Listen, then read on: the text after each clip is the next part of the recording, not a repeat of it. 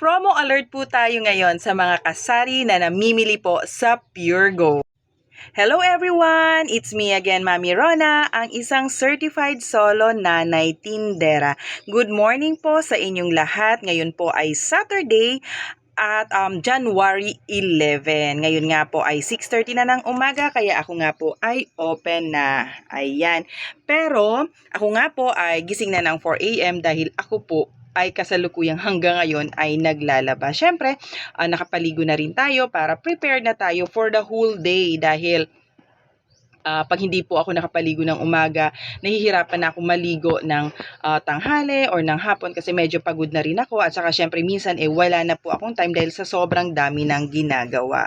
Bali, ngayon po ay isi-share ko lang sa inyo dahil kahapon nga po ay nag-message sa akin ang ahente ng Pure Gold, no? Yung Pure Gold na malapit dito sa amin.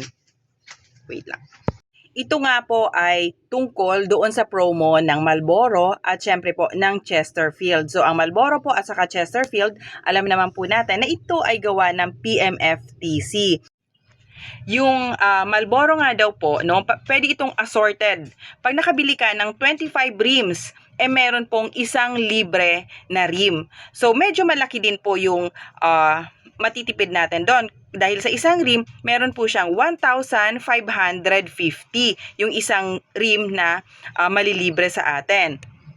Tapos, yung sa Chesterfield naman po ay pag may makabili ka ng 2 rims, so meron naman pong libre na one tie ng Copico Blanca na twin pack. So, sayang din po yun. So, doon naman po sa 25 rims na yon ng Marlboro, pwede naman pong assorted na. So, choice mo na kung ano po yung mga variety ng Marlboro na kukunin mo. Like, pwede naman pong may kasamang Marlboro Red, Marlboro Lights, Marlboro Black, at saka syempre Marlboro Blue. Ngayon, kinumpute ko nga po kung magkano po ang magiging kapital. So, ito po ay aabot ng 38,750. So, may kalakihan nga po, no? At syempre, yun naman po sa Chesterfield, ay pwede naman din pong magkaiba po ng variety. Like, yung isa po ay Chester Red, yung isa naman po ay Chester Remix. So, yun po, yung sa Chester, pwede ko pong i-avail. So, ako nga po ay nag-order na ng bali 3 rim ng Chester Red at saka syempre po, 1 rim lang po na remix. So, bali, doon po sa in-order ko yun, ay meron na po akong 2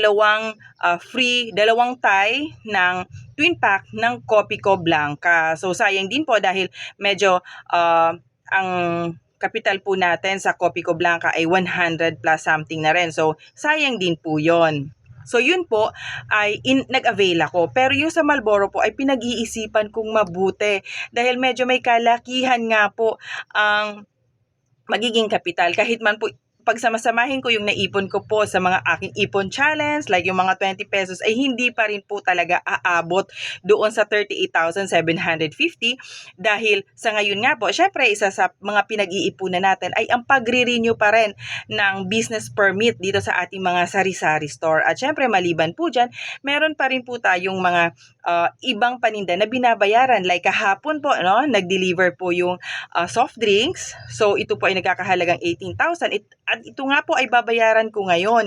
So, kahit gustong-gusto ko pong i-avail yung promo ng Marlboro, talagang pinag-iisipan ko itong mabuti dahil ayoko naman pong isakripisyo yung iba kong mga paninda, lalo na nga po yung mga paninda ko na talagang fast-moving. Syempre sa laki ng kapital na ganun, marami na rin po akong mabibili. So, pag ganun po, no, kahit naka-promo siya, talagang pinag-iisipan ko pong mabuti kung ano yung discarding gagawin. Kung hindi ko naman po kayang i-avail, ay hindi ko na lang i-avail. Kaysa naman po, mangutang ako kung kani-kanino at syempre, kung magi-interest pa ako. Syempre, ayoko po ng yung kapital ko ay iuutang ko lalong-lalo na merong malaking interest o meron pong interest. So, sa katunayan po talagang dito sa aking tindahan, pinapaikot-ikot ko lang po ito dahil tinatsagaan ko lang po yung maliit na kapital dahil ayoko pong mangutang. Ayoko pong magkaroon ng obligasyon sa iba na meron akong utang.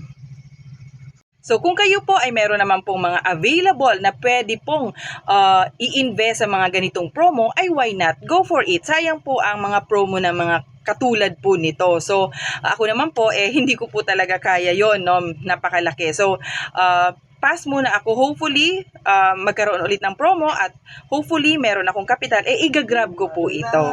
Sana po nagustuhan nyo ang aking video na na-share sa ngayon. So maraming salamat po sa panonood. Sana po nagustuhan nyo. Kung sakali po na nagustuhan nyo, paki-like naman po ito. At syempre po, paki-subscribe po sa aking YouTube channel, ang Solo Nanay Tinder.